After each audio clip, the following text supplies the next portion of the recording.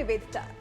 साल 2014 के लोकसभा चुनाव के बाद साल 2017 में जब यूपी में विधानसभा चुनाव हुए थे तो यूपी में भी मोदी लहर का असर देखने को मिला था और अखिलेश की सपा सरकार को जोरदार पटखनी देते हुए बीजेपी ने बहुमत हासिल किया था और सीएम योगी को मुख्यमंत्री की गद्दी पर बैठाया गया था, जिसके बाद अब एक बार फिर विधानसभा चुनाव काफी करीब है। साल 2022 में यूपी में विधानसभा चुनाव होने हैं और उससे पहले अभी हाल ही में यूपी की 7 सीटों पर उपचुनाव होने वाले हैं, जिसके लिए भी बीजेपी काफी सजग नजर आ रही है। इस उपचुनाव को भी बीजेपी काफी गंभीरता से ले रही है।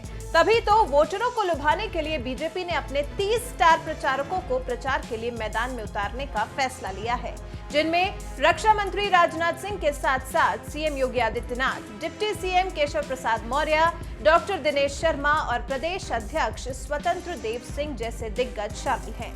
चुनाव आयोग से मंजूरी के बाद बीजेपी ने अपनी स्टार प्रचारकों की सूची जारी कर दी है।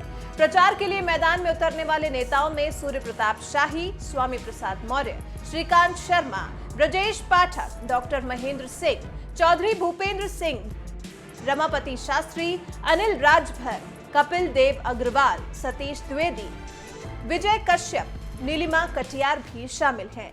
इन सब के अलावा संगठन से महामंत्री सुनील बंसल, प्रदेश उपाध्यक्ष सतपाल सैनी, दर्जा प्राप्त राज्य मंत्री बीएल वर्मा, पूर्व मंत्री वाईपी सिंह, प्रदेश मंत्री प्रांशु दत्त द्विवेदी, त्रयंबक त्रिपाठी, संजय राय और शंकर लोधी को भी चुनाव प्रचार के लिए मैदान में उतारने का फैसला लिया गया है।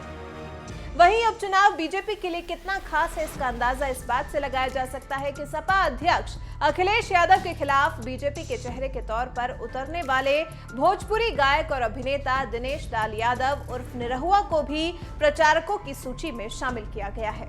हालांकि निरहुआ चुनाव में अखिलेश यादव से हार जरूर गए थे, लेकिन उनका दमखम खूब दिखा था। माना जा रहा है कि बीजेपी निरहुआ का इस्तेमाल जौनपुर की मल्हनी सीट पर चुनाव प्रचार के लिए करने वाली है। यहां से पूर्व मंत्री पारसनाथ यादव विधायक थे, जिनके निधन के बाद एसपी ने उनके बेटे लकी यादव को चुनाव मैदान में उतारा है। साथ ही संजीव बालियान, साध्वी निरंजन ज्योति, संतोष गंगवार और सांसद डॉक्टर एसपी सिंह बघेल को भी प्रचार के लिए मैदान में उतारने का फैसला लिया गया है। आपको बता दें, जिन 7 सीटों पर उपचुनाव होना है उनमें बस जौनपुर की मल्हनी सीट ही थी जो समाजवादी पार्टी के पास थी। बाकी सभी 6 सीटें, जिनमें वेस्टर्न यूपी की 3 सीटें, टूंडला, बुलंदशहर और नौगावा सादात शामिल हैं। साथ ही सेंट्रल यूपी की कानपुर नगर की घाटमपुर सीट, उन्नाव की बांगरमऊ सीट पर उपचुनाव होना है। इन सीटों के अलावा ईस्टर्न यूपी में देवरिया सदर सीट है, जो अभी सीटें बीजेपी के पास हैं।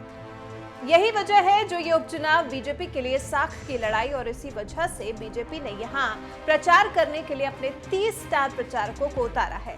हालांकि अब देखना दिलचस्प होगा कि ये 30 स्टार प्रचारक यूपी के उपचुनाव में क्या कमाल दिखा पाते हैं, क्योंकि समय सिर्फ 3 नवंबर तक का ही है। 3 नवंबर को यूपी की 7 विधानसभा सीटों पर वोट डाले जाने हैं, जिसके बाद 10 नवंबर को मतगणना होगी और इसी दिन नतीजे भी घोषित कर दिए जाएंगे। रामपुर की स्वार सीट को फिलहाल उपचुनाव से अछूता रखा गया है, वहां अभी उपचुनाव नहीं होगा। तो अब आप हमें बताइए कि आपको क्या उम्मीद है, क्या बीजेपी इन उपचुनावों में अपना दमखम दिखा पाएगी या फिर अपने पाले में सीट होने के बाद भी फिसड्डी साबित हो जाएगी? अपनी राय हमें कमेंट कर जरूर बताएं।